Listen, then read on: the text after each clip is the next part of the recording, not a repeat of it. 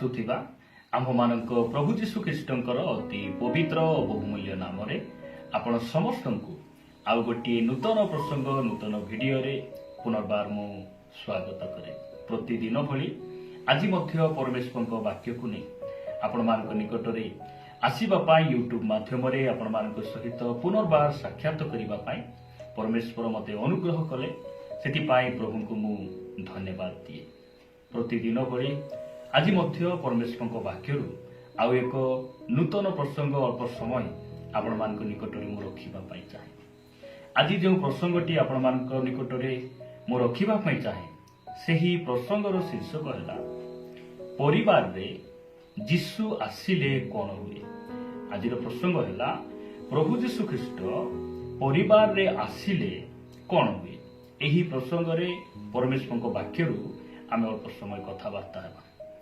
ପ୍ରିୟ ପ୍ରଭୁଙ୍କ ଲୋକମାନେ, ଯେଉଁ ସମୟରେ ପ୍ରଭୁ ଯୀଶୁ ଖ୍ରୀଷ୍ଟ ଏହି ପୃଥିବୀ ପୃଷ୍ଠରେ ଥିଲେ ସେ ଅନେକ ପରିବାରକୁ ସେ ଯାଇଥିଲେ ଏବଂ ଅନେକ ପରିବାରର ଲୋକମାନେ ପ୍ରଭୁ ଯୀଶୁ ଖ୍ରୀଷ୍ଟଙ୍କୁ ସେମାନେ ନିମନ୍ତ୍ରଣ କରିଥିଲେ। ଆଉ ପରିବାରର ସ୍ଥାପନକର୍ତ୍ତା, ପରିବାରର ଯେ ସଂସ୍ଥାପକ ସେହି ପରମେଶ୍ୱର ସେ ପରିବାର ମଧ୍ୟରେ ରହିବା ପାଇଁ ଚାହାନ୍ତି। ଆମ ପରିବାରକୁ ସେ ଆସିବା ପାଇଁ ଚାହାନ୍ତି। ଆମେ ଅଳ୍ପ ସମୟ କଥାବାର୍ତ୍ତା ହେବା ଯେ ପରିବାରରେ ଯୀଶୁ ଖ୍ରୀଷ୍ଟ ରହିଲେ, ଆମ ପରିବାରରେ ତାହାଙ୍କର ଉପସ୍ଥିତି ରହିଲେ କ'ଣ ସବୁ କାର୍ଯ୍ୟଗୁଡ଼ିକ ହୁଏ। କାରଣ ଆମର ପରମେଶ୍ୱର ଆଶ୍ଚର୍ଯ୍ୟ ଅଟନ୍ତି। ତାହାଙ୍କ ନାମ ଆଶ୍ଚର୍ଯ୍ୟ ଆଉ ତାହାଙ୍କର କାର୍ଯ୍ୟ ମଧ୍ୟ ଆଶ୍ଚର୍ଯ୍ୟ ଅଟେ। ଆସନ୍ତୁ ଆମେ ବାକ୍ୟରୁ ଗୋଟେ ପଦ ପଢ଼ି ଆଗକୁ ବଢ଼ିବା ଯେ ଯୀଶୁ ଖ୍ରୀଷ୍ଟ ଆମ୍ଭମାନଙ୍କ ପରିବାର ମଧ୍ୟରେ ଆସିଲେ କ'ଣ ହୁଏ। ଆପଣମାନେ ମୋ ସହିତ ମାର୍କ ଲିଖିତ ସୁସମାଚାରକୁ ଆସିବେ। ମାର୍କ ଲିଖିତ ସୁସମାଚାର 1 ଅଧ୍ୟାୟ 29 ପଦ 30 ପଦ ଆଉ 31 ପଦ ମୁଁ ପଢ଼ିବା ପାଇଁ ଚାହେଁ। ଲେଖାଯାଏ, ତତ୍ପରେ ସେମାନେ ସମାଜ ଗୃହରୁ ବାହାରି ଯାକୁବ ଓ ଯୋହନଙ୍କ ସହିତ ସେହି କ୍ଷଣି ସିମୋନ ଓ ଆନ୍ଦ୍ରିୟଙ୍କ ଗୃହକୁ ଗଲେ। ସିମୋନ ଓ ଆନ୍ଦ୍ରିୟ ଏମାନେ ହେଉଛନ୍ତି ପ୍ରଭୁଙ୍କର ଦାସମାନେ, ତାଙ୍କର ମନୋନୀତ ଶିଷ୍ୟମାନେ। ସେମାନେ ତାଙ୍କ ଘରକୁ ଯାଉଛନ୍ତି, ଅର୍ଥାତ୍ ପ୍ରଭୁ ଯୀଶୁ ଖ୍ରୀଷ୍ଟ ତାଙ୍କର ଶିଷ୍ୟମାନଙ୍କ ଘରକୁ ସେ ଯାଉଛନ୍ତି। କାହିଁକି ଯାଉଛନ୍ତି? ପ୍ରଭୁ ଯୀଶୁ ଖ୍ରୀଷ୍ଟ କିଛି ପାଇବା ଆଶାରେ, ସେବା ପାଇବା ଆଶାରେ ହେଉ କିମ୍ବା କୌଣସି ସ୍ୱାର୍ଥ ଭାବରେ ସେ କାର୍ଯ୍ୟ କରିନଥିଲେ। ଅନେକ ସମୟରେ ଆମେ ପ୍ରଭୁଙ୍କର ଦାସମାନଙ୍କୁ ପରିବାରରେ ଡାକିବାକୁ ଆମେ କୋଉଠି ନା କୋଉଠି ଆମେ କୁଣ୍ଠା ବୋଧ କରୁ। ମାତ୍ର ଏହି ସ୍ଥାନରେ ପ୍ରଭୁ ଯୀଶୁ ଖ୍ରୀଷ୍ଟ ତାହାଙ୍କର ଶିଷ୍ୟମାନଙ୍କ ଘରକୁ ସେ ଯାଉଛନ୍ତି। କାହିଁକି ଯାଉଛନ୍ତି? ଆପଣ ତଳକୁ ପଢିଲେ ଜାଣିବେ। 30 ପଦରେ ସିମୋନଙ୍କ ଶାଶୁ ଜ୍ୱରରେ ସଜାଗତା ଥିଲେ ଆଉ ସେମାନେ ସେହି କ୍ଷଣି ତାଙ୍କ କଥା ଯୀଶୁଙ୍କୁ ଜଣାଇଲେ। ସେଥିରେ ସେ ପାଖକୁ ଯାଇ ତାଙ୍କ ହାତ ଧରି ତାଙ୍କୁ ଉଠାଇଲେ ଆଉ ତାଙ୍କୁ ଜ୍ୱର ଛାଡ଼ିଗଲା। ପୁଣି ସେ ସେମାନଙ୍କ ପରିଚର୍ଚ୍ଚା କରିବାକୁ ଲାଗିଲେ। ପ୍ରଭୁଙ୍କ ନାମର ଗୌରବ ହଉ। ପ୍ରଭୁ ଯୀଶୁ ଖ୍ରୀଷ୍ଟ ଯେବେ ଆମ ପରିବାରକୁ ଆସନ୍ତି ଆମର ପରିସ୍ଥିତି ବଦଳିଯାଏ, ପରିବର୍ତ୍ତନ ହେଇଯାଏ। ଯଦି ସିମୋନଙ୍କର ଶାଶୁ ଜ୍ୱରରେ ରହିଥାନ୍ତେ ସେ କେବେ ମଧ୍ୟ ପ୍ରଭୁଙ୍କର ସେବାରେ ସେ ଯାଇପାରିନଥାନ୍ତେ। ତାଙ୍କ ସ୍ତ୍ରୀ ତାଙ୍କୁ କହିଥାନ୍ତେ, ମୋର ମାର ଦେହ ଭଲ ନାହିଁ, ତୁମେ ଯୀଶୁଙ୍କ ପଛରେ ବୁଲୁଛ, ବାକ୍ୟ ପ୍ରଚାର କରି ବୁଲୁଛ, ଏହି ପ୍ରକାର କହିଥାନ୍ତେ। ଧନ୍ୟ ସେ ପରମେଶ୍ୱର। ହେଇପାରେ ଆଜି ଅନେକ ଆମେ ପ୍ରଭୁଙ୍କ ଦାସମାନେ ଅଛୁ, ପରିବାରରେ ସମସ୍ୟା ଥିଲେ ବି ଆମେ ସେବା କରୁଛୁ, ରୋଗ ଥିଲେ ବି ସେବା କରୁଛୁ। ମାତ୍ର ଧନ୍ୟ ସେ ପରମେଶ୍ୱର ଆଜି କ'ଣ କରିଛନ୍ତି? ଆମମାନଙ୍କର ଯତ୍ନ ନେଇଛନ୍ତି, ଆମ୍ଭମାନଙ୍କର ପଥକୁ ସେ ପରିଷ୍କାର କରିଛନ୍ତି। ଆମେ ଯେପରି ସେବାରେ ଆହୁରି ଅଗ୍ରସର ହେବା, ଆମେ ଆହୁରି ତାଙ୍କ ସେବାକୁ ଭଲ ଭାବରେ କରିପାରିବା, ସେଥିପାଇଁ ଅନେକ ସୁବିଧା ସୁଯୋଗ ସେ ଆମମାନଙ୍କୁ ଦେଇଛନ୍ତି। ସେହି ସ୍ଥାନରେ ଯାଇ ସିମୋନଙ୍କର ଶାଶୁଙ୍କର ଜ୍ୱରକୁ ସେ କ'ଣ କଲେ? ସୁସ୍ଥ କରିଦେଲେ। ଆମ ପରିବାରରେ ଯୀଶୁ ଯେତେବେଳେ ଆସନ୍ତି ଆମର ଜ୍ୱର, ଅଭିଳାଷର ଜ୍ୱର, ଗର୍ଭ ଜ୍ୱର, ଦେଖାଇ ହେବାର ଜ୍ୱର, ବଡ଼ପଣର ଜ୍ୱର ସେ କ'ଣ କରନ୍ତି? ଛଡ଼େଇ ଦିଅନ୍ତି। ଆମ୍ଭମାନଙ୍କୁ ସେହି ପ୍ରକାର ଜ୍ୱର ଧରିଥିଲା। ପଇସାର ଲୋଭର ଜ୍ୱର, ହିଂସା କପଟର ଜ୍ୱର, এই সবু জ্বর গুড়িক কেতেবেলে সুস্থ হেলা, কেতেবেলে বাহারি গলা। আমার বন্ধুবর্গ মানে কেতে আসিলে রহিলে খাইলে গলে কিছু আমার পরিবর্তন হেলা নাই, মাত্র যিশু যেবে আমার পরিবারে আসিলে আমার পরিবার পরিবর্তন হয়ে গলা, পরিস্থিতি বদলি গলা। যদি আপন পড়িবে 32 পদ, সন্ধ্যা সময় সূর্য অস্ত হেলা উত্তারে লোকে তাহাঙ্ক ছামুকু পীড়িত ও ভূতগ্ରସ୍ତ ସମସ୍ତଙ୍କୁ ଆଣିବାକୁ ଲାଗିଲେ। କୋଉଠି ଆଣୁଛନ୍ତି? ସିମୋନଙ୍କ ଘରକୁ ଆଣୁଛନ୍ତି। ଏହି ସିମୋନଙ୍କ ଘର କେହି ମଧ୍ୟ ଜାଣିନଥିଲେ। ଯୀଶୁ ଆସିଲା ପରେ ସିମୋନଙ୍କ ଘରେ ଲୋକ ଆସୁଛନ୍ତି। ମୁଁ ପ୍ରଭୁଙ୍କୁ ଧନ୍ୟବାଦ ଦିଏ। ଆମେ ଅନେକ ଅଛୁ ପ୍ରିୟ ପ୍ରଭୁଙ୍କ ଲୋକମାନେ, ଆମକୁ କେହି ମଧ୍ୟ ଚିହ୍ନି ନଥିଲେ, ଜାଣିନଥିଲେ। ଆମକୁ ଏବେ ରାସ୍ତାରେ ଚାଲିଗଲେ ଲୋକ କଥା ହଉଛନ୍ତି। ସମୟ ଥିଲା ଆମକୁ ପିଇବା ପାଇଁ ପାଣି ଲୋକ ଦେଉନଥିଲେ, ଏବେ ସେମାନେ କୋଲ୍ଡ ଡ୍ରିଙ୍କସ ପିଇବା ପାଇଁ ଦେଉଛନ୍ତି, ଚା ବନେଇ ଦେଉଛନ୍ତି। କାହିଁକି? ଯୀଶୁ ଆମ ଜୀବନରେ ଆସିବାରୁ ଲୋକମାନେ ଆମକୁ ଚିହ୍ନୁଛନ୍ତି। ଆମର ପରିସ୍ଥିତି ପ୍ରଭୁ କ'ଣ କରିଛନ୍ତି? ବଦଳେଇଛନ୍ତି। ଆଜି ମୁଁ କହିବା ପାଇଁ ଚାହେଁ, ଆପଣଙ୍କ ପରିବାରରେ ଯୀଶୁ ଅଛନ୍ତି କି? ଯଦି ନାହାନ୍ତି, ଆପଣ ଯୀଶୁଙ୍କୁ ଡାକନ୍ତୁ। ଡାକନ୍ତୁ, ସେ ପରିସ୍ଥିତିକୁ ବଦଳାଇବେ। ଡାକନ୍ତୁ, ସେ ଆପଣଙ୍କୁ ଉଠାଇବେ।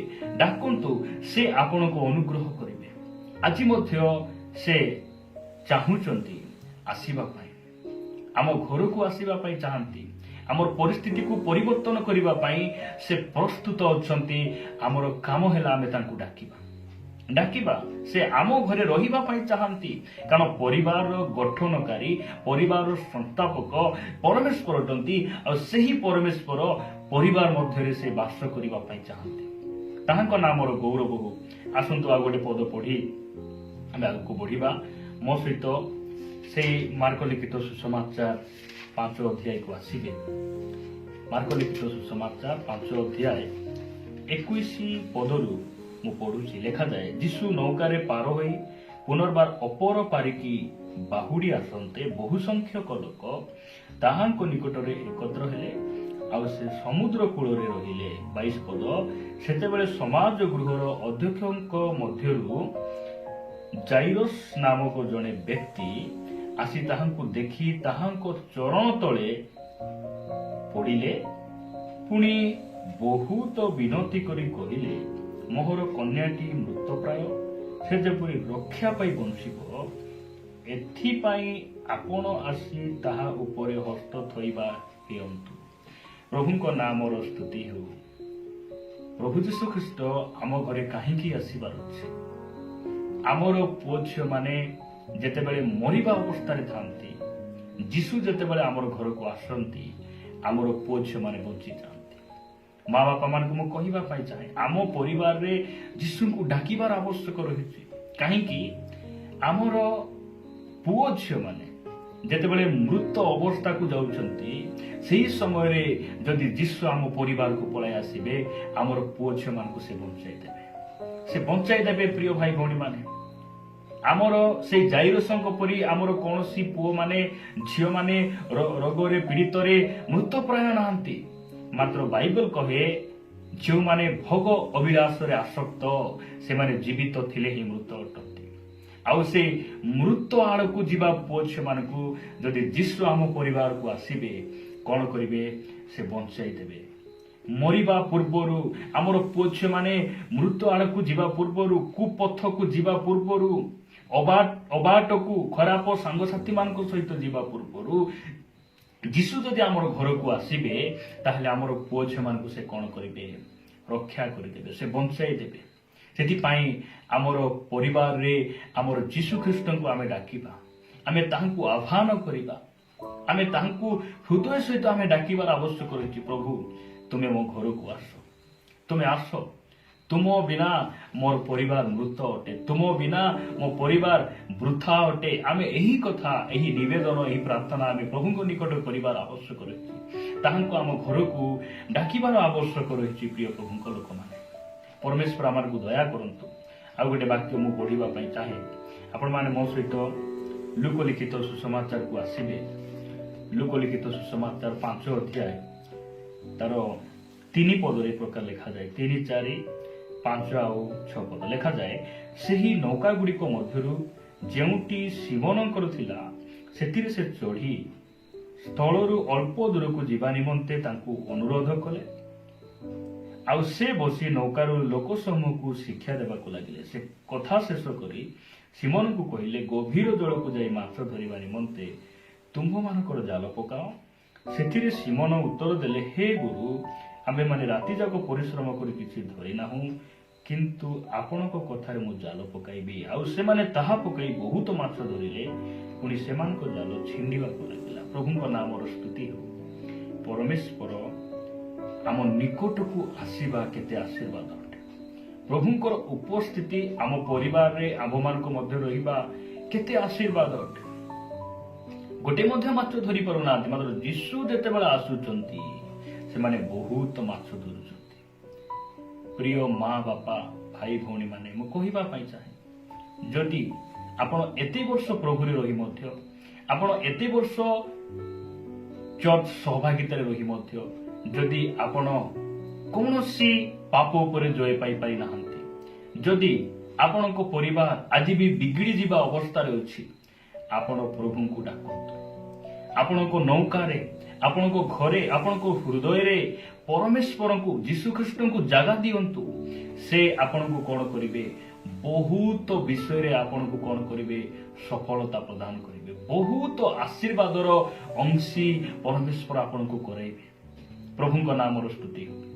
ଆପଣମାନଙ୍କ ନିକଟରେ ଆଉ ଗୋଟେ ବାକ୍ୟ ମୁଁ ରଖିବା ପାଇଁ ଚାହେଁ। ଲୁକ ଲିଖିତ ସୁସମାଚାର 19 ଅଧ୍ୟାୟ 8 ଲେଖାଗଲା, କିନ୍ତୁ ଯକ୍ଷିୟ ଠିଆ ହୋଇ ପ୍ରଭୁଙ୍କୁ କହିଲେ, ହେ ପ୍ରଭୁ, ଦେଖନ୍ତୁ, ମୋର ସମ୍ପତ୍ତିର ଅର୍ଦ୍ଧେକ ମୁଁ ଦରିଦ୍ରମାନଙ୍କୁ ଦାନ କରୁଅଛି।